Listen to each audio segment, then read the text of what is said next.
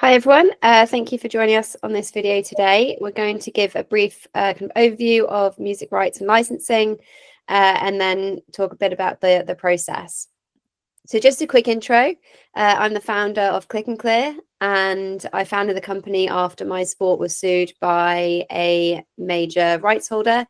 I'm a world champion cheerleader, now two-time world champion cheerleader, had a music production company that makes music mixes for sports. And was working music licensing. So when cheerleading was sued, I was perfectly placed to create a solution to the problem. And we've since done deals with all of the major record labels and publishers to make their music available for sports like dressage to license. Dave, do you want to just give a quick intro? Yeah, sure. So my name's Dave Walsh. I've been working with Chantal for several years now, and I've got a background in intellectual property licensing, both in the electronics industry, video games industry, and now the music industry. Yeah, great. So just moving on. ClicknClear bridges the gap between music and sports. And we also work with performing arts like marching bands and show choirs. So what we do is we sign global blanket licenses with record labels and music publishers to aggregate the fragmented music rights that exist into a one-stop license covering all of the specialist rights that are needed by sports and performing arts organizations.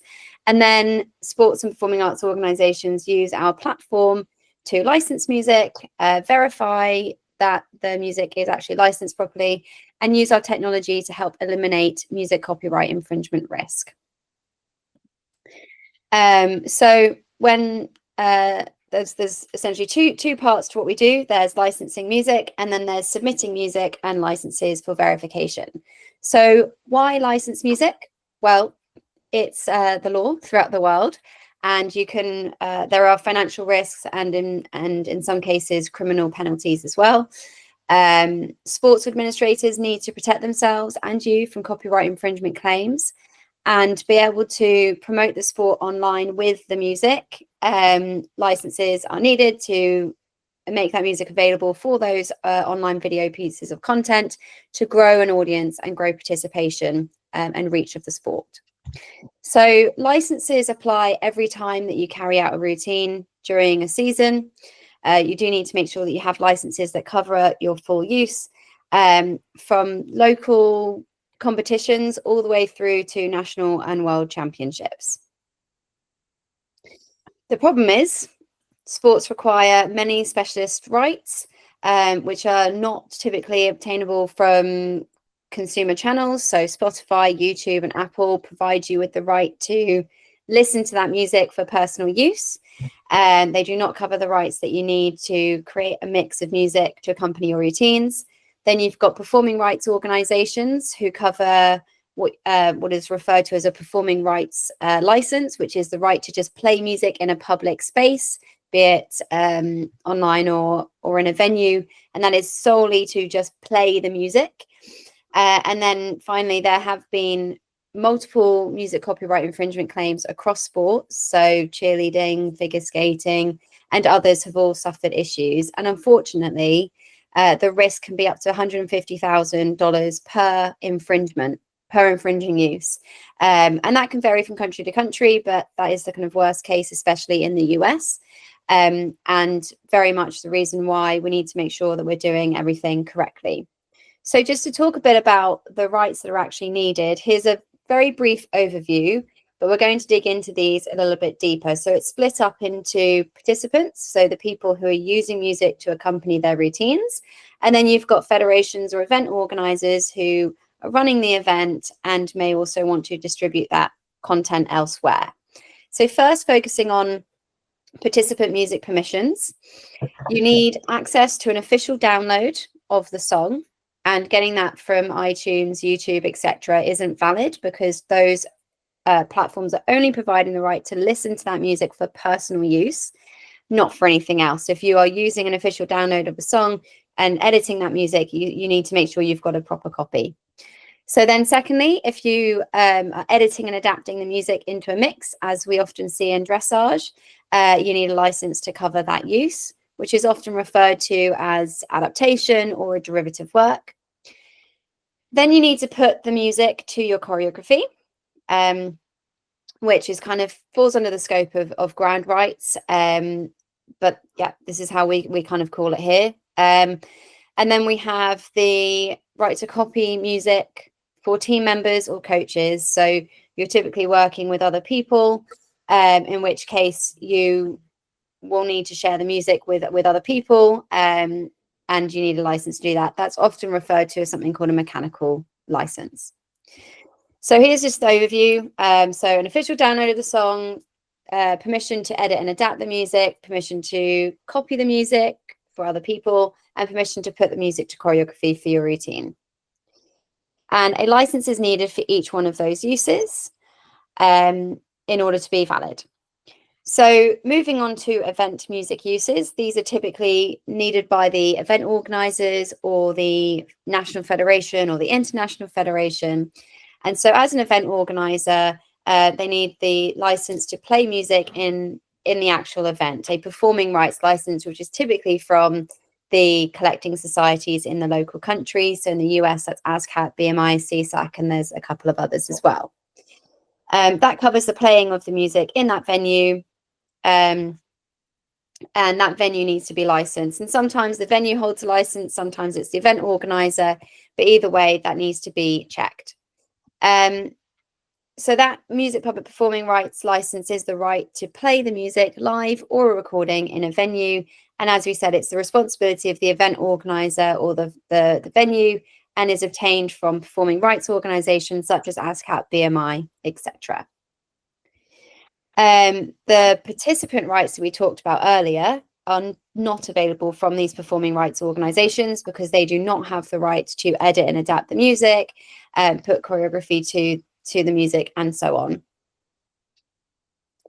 And so it's important that these participant music licenses are verified to manage that copyright infringement exposure, which is why event organizers and federations have started to implement this so that they can ensure that their sport is doing everything correctly, to avoid those nasty claims. So moving on, the additional rights that event organizers might want of video memorabilia. So we do still see in some countries people wanting to create DVDs or USBs of the routines, but much more likely live streaming, video on demand, and TV broadcast. Now, most countries around the world with TV broadcast, those rights are covered through a collecting society. However, in the US, TV broadcast licenses are needed on a case-by-case basis. So every time something is broadcast on TV, that license needs to be negotiated individually. And it's the same for video on demand. So licenses are needed for each one of those uses if the event organizer wants to do each one of those things. And it's based on the participants having already properly licensed their music to begin with for their music mix. So we've had situations with one of our customers, a large sport VOD service called Flow Sports, where we haven't been able to secure the online video on demand rights because, for example, the marching band didn't have their license for their piece of music to accompany their routines. So it's important that the foundations are properly cleared in order to then build up and do more things with that content. So just talking about a sync license, it is essentially the same thing as a video on demand license. A sync license refers to putting music to audiovisual material. And just talking a bit about social media, that's often a question that we get. So social media platforms generally have direct licenses with record labels and music publishers, and that is solely for user-generated content. So that is you as an individual person just uploading content online, and that enables you're able to do that on social media, and the labels and publishers will be able to either monetize it, take it down, or block it. It's kind of up to them. Those are the standard ways of dealing with it. However, if you're an organization and you want to make available video content of routines with the music, then a license is needed, even on social media platforms. And we also can help with those types of rights. So just looking at who owns the music, there are two different sides of music. And in order for you to secure a license properly, you need to make sure that you have cleared or licensed both sides of that music. So one side is the master, which covers the actual recording of the song and is typically represented by record labels. And then you have the publishing side, which is the written lyrics and melodies of the music, typically represented by music publishers. Now, music rights are fragmented, as I mentioned before, and on average, a hit song can have 9 different writers on the music and then 1 record label. So that's 10 different people that you need to put a deal in place with. And the worst one we've seen so far is Travis Scott's Sicko Mode, which actually has 30 different writers on it, some of whom own less than 1% of the music. So that's actually 31 different people that you need to put an agreement in place with before you can legally use that music. And you need a license from every single one of those owners for each of the songs that you use, even if you're using 3 seconds of the music or the entire song. You need permission from every single owner. And again, even if they own less than 1%, you need to make sure that you've got a license for both the master side and all of the publishing side. Typically, or traditionally, these rights need to be cleared directly with record labels and music publishers on an individual basis. And so that involved researching who owns the music rights, contacting those rights holders, which can often be quite difficult, negotiating back and forth on the potential fee, and then permission is either denied or granted. This process is very time consuming and expensive. And of course, if you're having to communicate with lots of different people, it can be quite an arduous task. But you still need permission from every single owner before you can legally use that song. So ClicknClear have essentially hidden all of that complexity away.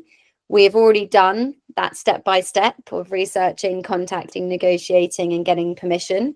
And we have global blanket licenses, which means we have deals covering basically all countries for the entire catalogues of all of the major record labels and music publishers, plus over 1,200 other record labels and publishers. We have, it's actually close to now 35 million copyrights in our database and almost 2 million tracks live and available for athletes to license instantly for their routines. And the reason between the difference in the 35 million and the 2 million is due to that fragmentation of music rights. So we're already working with lots of different sports organizations. We are the music rights verification and licensing provider for the International Olympic Committee. Some of you who are at Paris would have been familiar with our verification system at the Games. So they use the system to check that athletes had licensed music and to help eliminate risk. We're also working with gymnastics, figure skating, artistic swimming, of course, US Equestrian. We work with performing arts organizations, including marching bands, show choirs, drum corps, color guard, etc. And we also work with video on demand services like Flow Sports, as well as with each federation to help them ensure that they can secure the live streaming and video on demand rights to make content available online with the music. And we do that using a unique suite of technology. So we have a rights management database that collects and ingests all of the data directly from record labels and music publishers. That's where that 35 million copyrights are stored. And that controls the upload of fully cleared music onto our licensing platform. So when you go to our licensing platform, which is our marketplace of music, where there's over almost 2 million tracks live, that is fully cleared and like the safe sandbox of music that you can use. Everything on there is 100% cleared for both the master side and the publishing side. And the licenses are $10 to $25 per track, per mix for 1 year's use in one country. And then we also have all available country licenses for those who are traveling to lots of different places throughout the season. Then we have the license verification system, which ingests the athletes' music mixes. So when you go to your competitions or ahead of time, when you're submitting music for your season, you upload your music mix and your license proof, and our system recognizes the music being used and verifies the results against the license agreement, and also helps enable federations to secure live streaming and video on demand rights by identifying the songs that are being used and referencing that against our database. Later this year, we'll also be launching MixMate, which is an audio mixing tool for athletes to quickly and easy just create a quick mix and mashup of music, and is a very, very simple tool. So anything a bit more complex in terms of adaptation, you probably would want to hire a music producer, but it's a very good simple tool to just mix music. So I think over to Dave, who's going to give a little bit more of an overview. Yeah, absolutely. So just to point out that the both the licensing platform and that verification system are both available on a USEF specific version of our website, which is called is at usef.clicknclear.com. So that's where you'll go to access all those things. I will move on then. So once you basically you'll get to usef.clicknclear.com, and that will be where you'll both license your music and submit music license verification. So we're going to do a step by step now, going through how to license music and then how to submit music and your licenses for verification. So starting with licensing music, when you go to our website, you have if you want to use music industry tracks, we have, as Chantal was explaining earlier, a very large and very fast-growing database platform of music industry tracks that are available for instant license. So you'll go to usef.clicknclear.com, and the first thing you will be presented with is basically a landing page, which is actually also our featured page. So the top strip across the top there is a magnification of the menu bar of the website.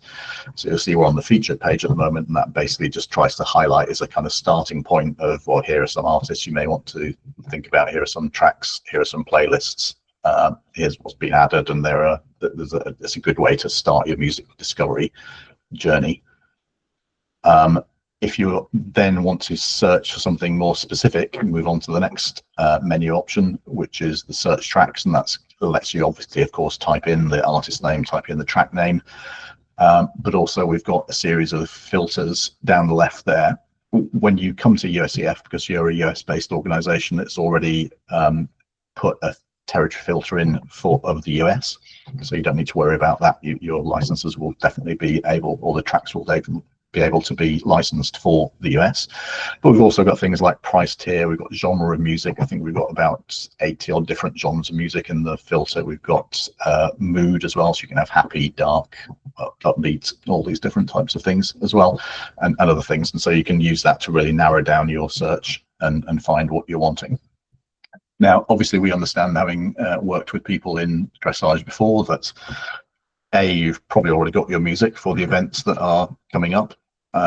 Excuse me, and also a lot of people will have used a music producer to produce their own version, which may include interpretations of popular songs.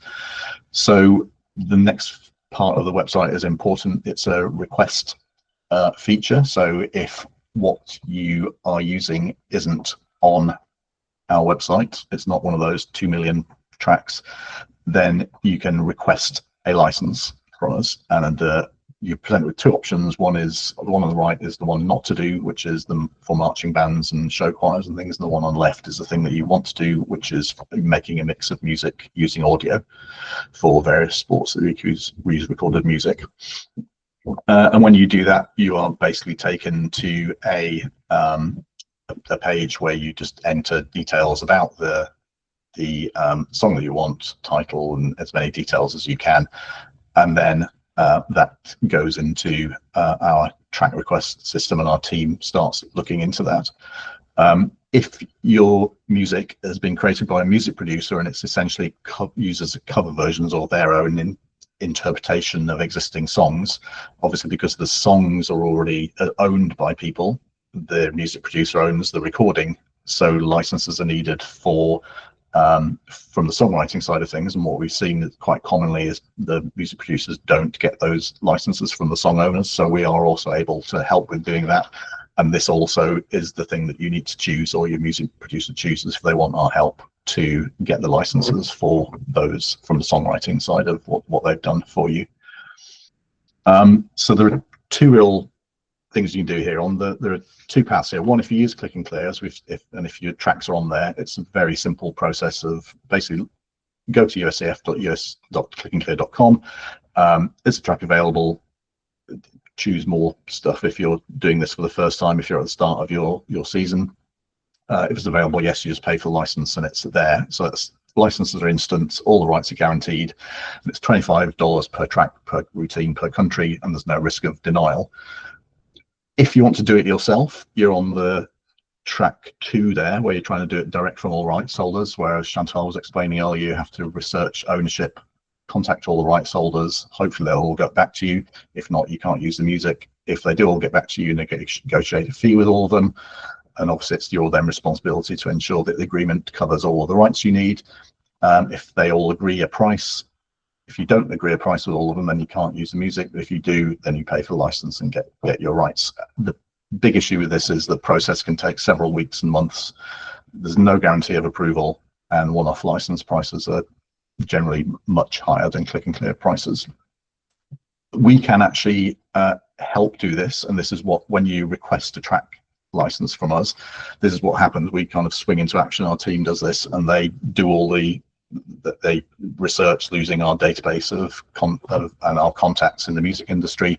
So you're kind of leveraging our expertise and our contract experience. We will provide early feedback, including denials. What we don't want you to do is wait around for weeks and then find out that you're not going to get it. And as I mentioned, license fees, because it's a manual process on the rights holder side, will still going to be higher than on the ClicknClear platform. We can't control the time taken, and there isn't a guarantee of approval, unfortunately. Although, I think we do have a fairly high success rate. Chantal, I don't know whether you can give any color to that, but it's not like people don't want to license their music. It just unfortunately takes the music industry and their traditional processes quite some time to swing into action. Yeah, if they're not already on our platform, we have to then negotiate a deal with them. And sometimes they'll do a one-off license. Sometimes they'll then make their music available on a blanket basis. But that process goes back to the traditional case-by-case licensing that we talked about earlier, where it can take time. And unfortunately, sometimes the rights holders will quote ridiculous fees that aren't feasible, in which case you don't have to proceed with it, with the license. But yeah, we can never guarantee that it's possible, and we can't guarantee the time frame. Yeah, that's an important point. So basically, if you make a track request, you're not under no obligation to actually pay for it. You're not going to be charged until you actually specifically decide to pay a price that you understand for that particular license. And that's the case whether it's you're using a recorded piece of music, a track that you license, or whether actually it's your music producer who is, or you getting the publishing license for an interpretation of a song that they've made. So it's actually, we like to think it's a good deal. Basically, you can get us to do work for you for free, and then decide whether to pay for it when you see what the results of that work are. So you're basically leveraging our database and our licensing team. We either typically will automatically route approval requests. Rights holders may message you with questions. More often than not, they liaise with our team about things. They can accept, deny, set the price, you purchase it, and then you receive your license agreement from us in the same way as if it was on our platform, and that license agreement is automatically communicated to our verification system.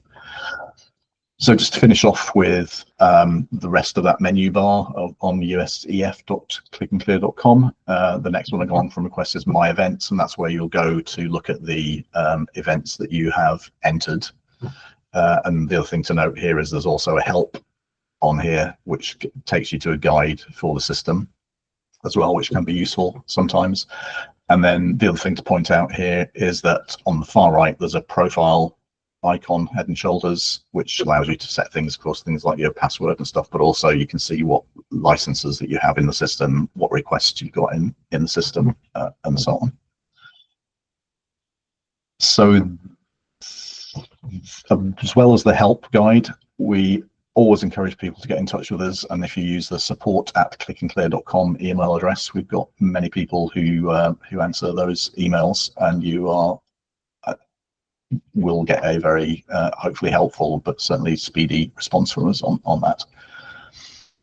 So that's all I wanted to say about licensing at the moment. Does anybody have any questions from what we've heard so far? No, if not, I will move on and we'll start talking about submitting your music and licenses for verification using the LVS system. So when we work with sports, they all understand that people need to license music, and that music licenses need to be checked. And the first question that comes to everybody's lips is, well, how can I do that? There are so many licenses, and we just, how on earth do we cope with that? And this license verification system, LVS, is our answer to that question. It's basically high-tech help for people to make sure that their licenses are checked for music copyright. And it works at scale, whether it's global, right down to national, state, or regional. Gives the maximum automation possible, so it automatically recognizes music where it can, and also automatically reads license agreements and cross-checks the two things. You can use set it up to use a season, which is basically the widest, earliest licensing coverage and covers all participant uses for a particular year, or you can use it for events, which we're doing in this case with the USEF, where these are specific events on specific dates at specific locations, and that adds the functionality of being able to play back music, and also importantly cue sheet reporting for all users, be it the music used by participants and also background music and so on, which then leverages the ability to do live streaming and video on demand as well. So typically the timeline of LVS is that before your season or before your season starts, you'll be searching and licensing music. You'll be creating mixes, you're choreographing your routine. Then the organizers send out a link to the season. You upload your music file, you upload your licenses, the tracks are identified and licenses are cross-checked, and the event organizers have got, or the sports administrators have got a overview of the season's music and licensing. And then, as we mentioned as well, there can be events links sent, which is what we'll be doing with USEF, where if they'd already been entered into a season, the team verifications would carry over, but basically then if event link will be sent, you'll be uploading audio files, licenses, tracks will be identified and licenses cross-checked, and then for each event USEF will have a picture of exactly who's using what music and what status their licenses are in. So it's important to note as well that the verification system copes with all types of music licenses, not just ClicknClear licenses, and there are different ways of using music legally. So first one on going left to right here is public domain music, which is typically music that's out of copyright, which means it's gone past probably several decades since the death of the recording artist and or songwriters.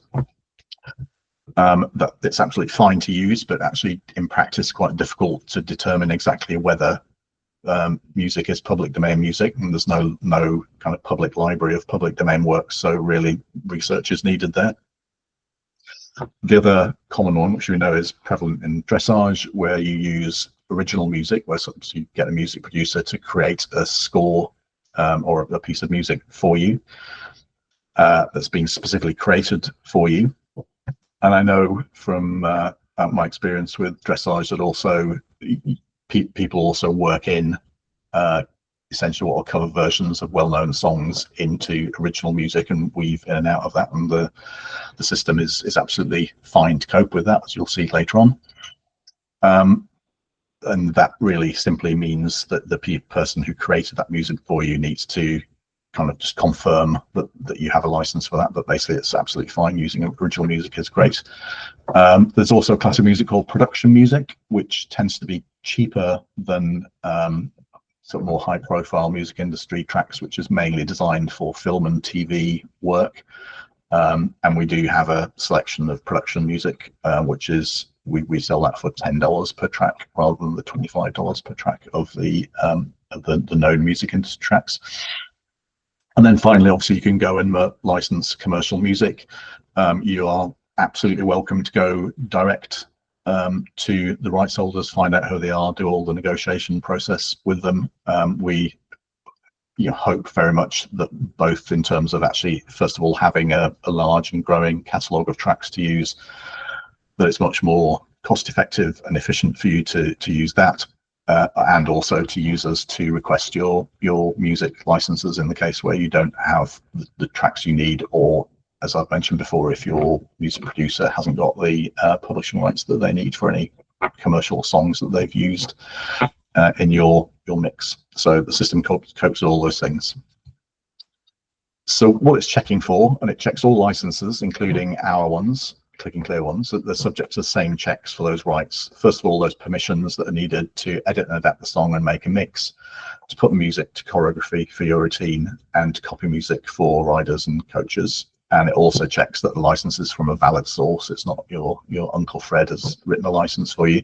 It's been issued to the correct participant. It covers the master recording and 100% of the publishing rights for each song used, that they're current, i.e. they've not expired, and they're valid for the countries that the songs are used in.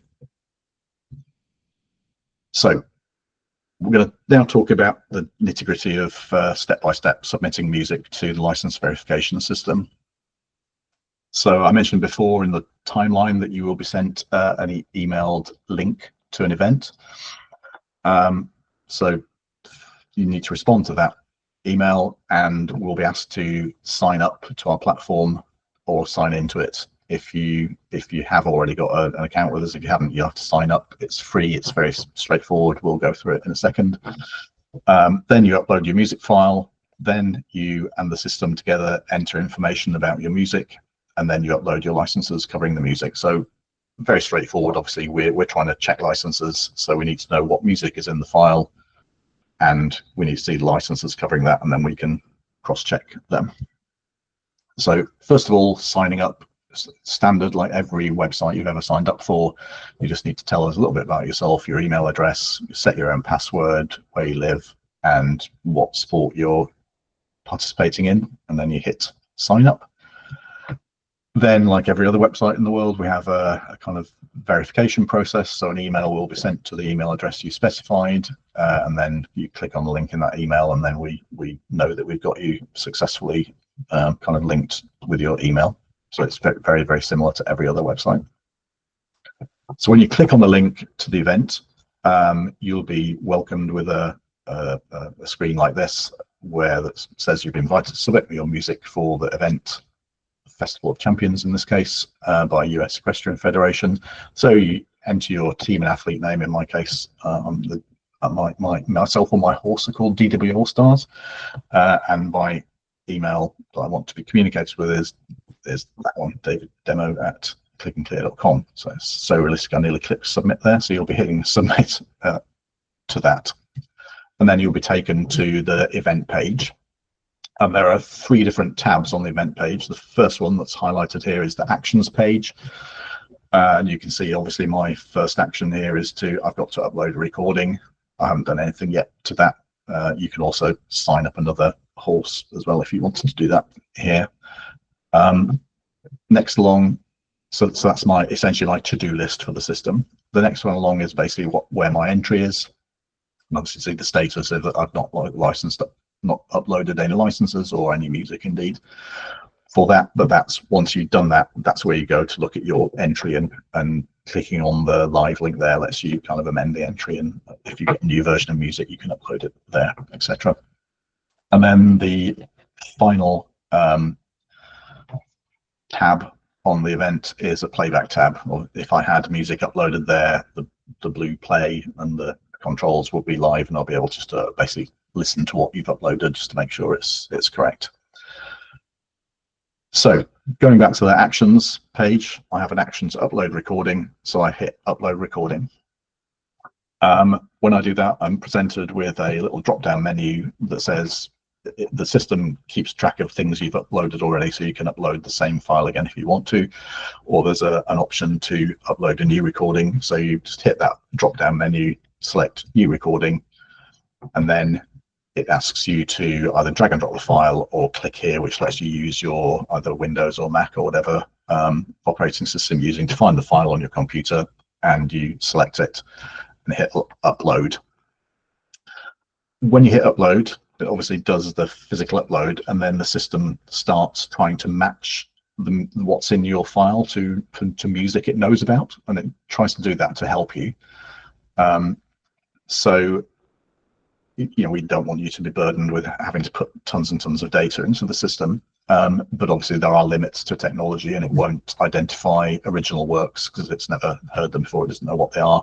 And if you've heavily edited excuse me, a music industry track, it can't get the very heavy edits of those things.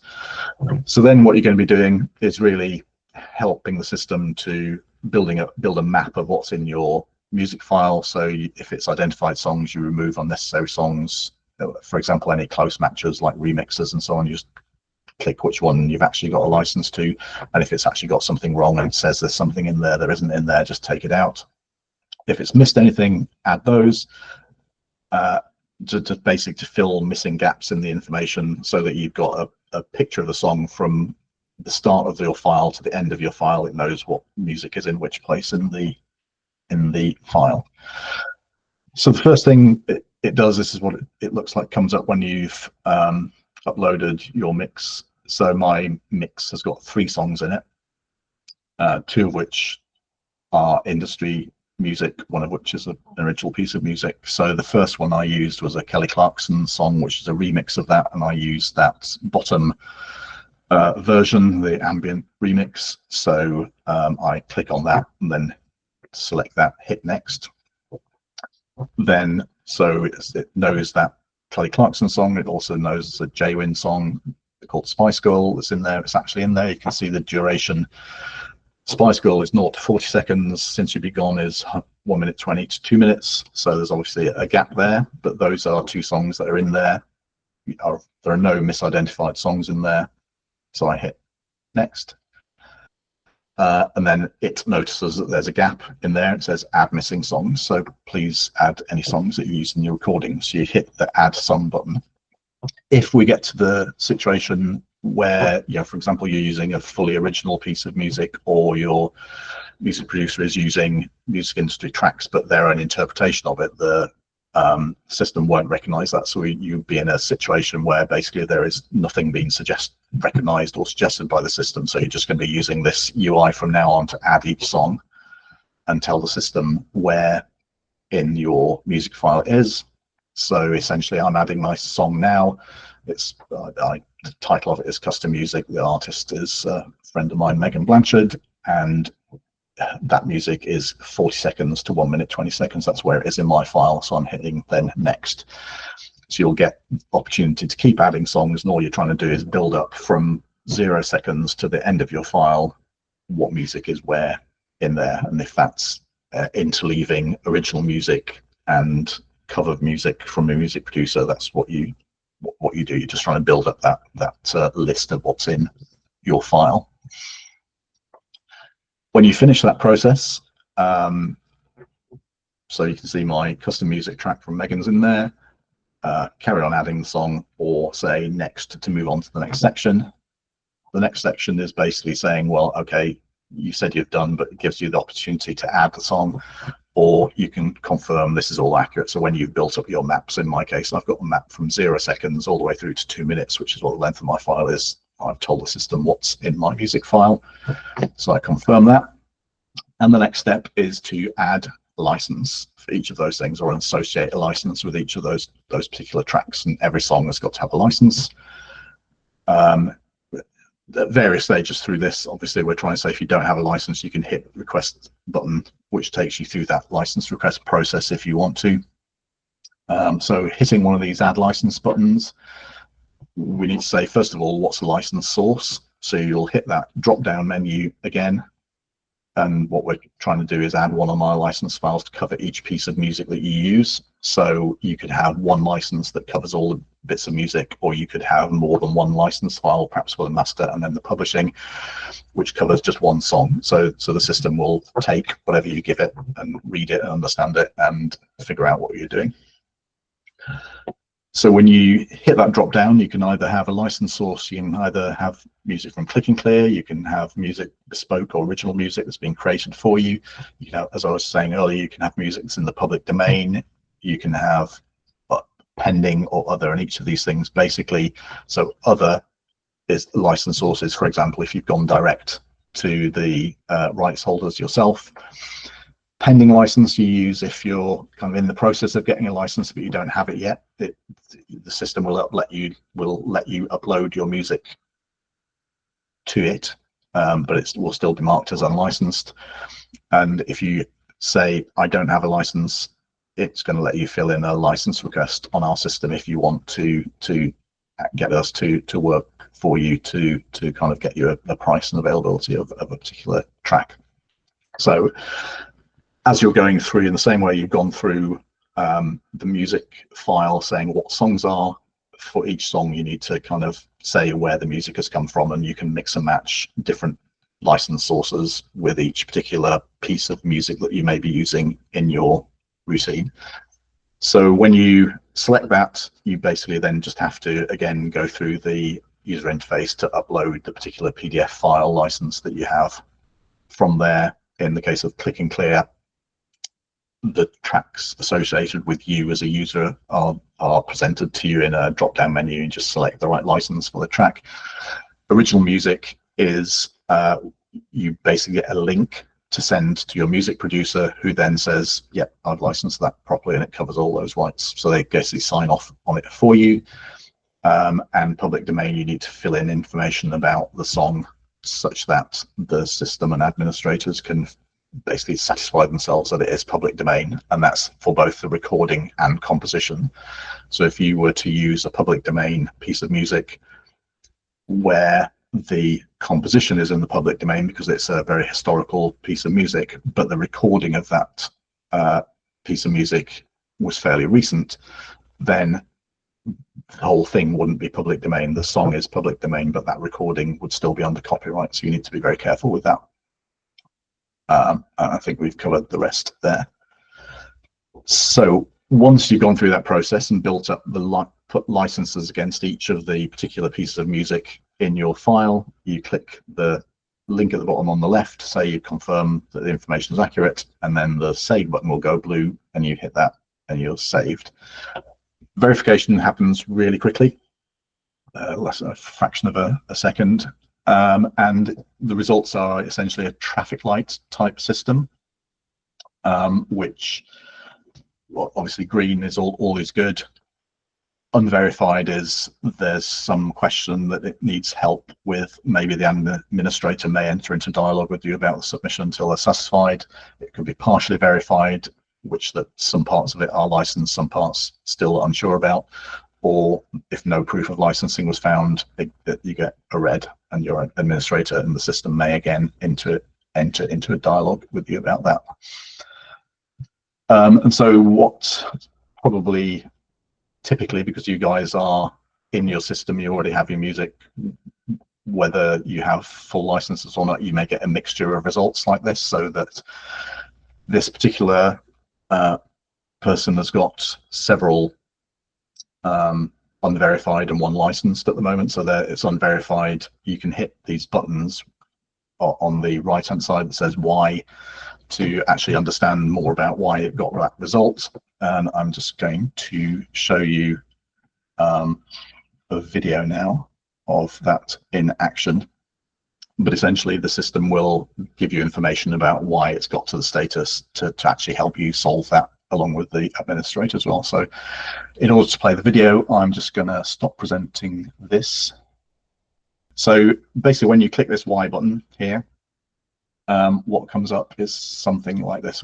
This is a case where we've done a ClicknClear one, so everything's done, but what you can basically see is the track, the event, license details on the right. So you click the drop down, it says, yeah, the title matches, the artist matches, the event is, your license is valid for the date of the event, it's in the right territory, the license source matches, and it looks like it's for the right tracks. And then all these, the actual rights that you need that we talked about, like the adaptation rights and the choreograph rights are all there, etc. So obviously if there was unverified or a problem with it, the problem will be highlighted and the reason for it will be explained to you, and be able to take some action to try and fix that as well.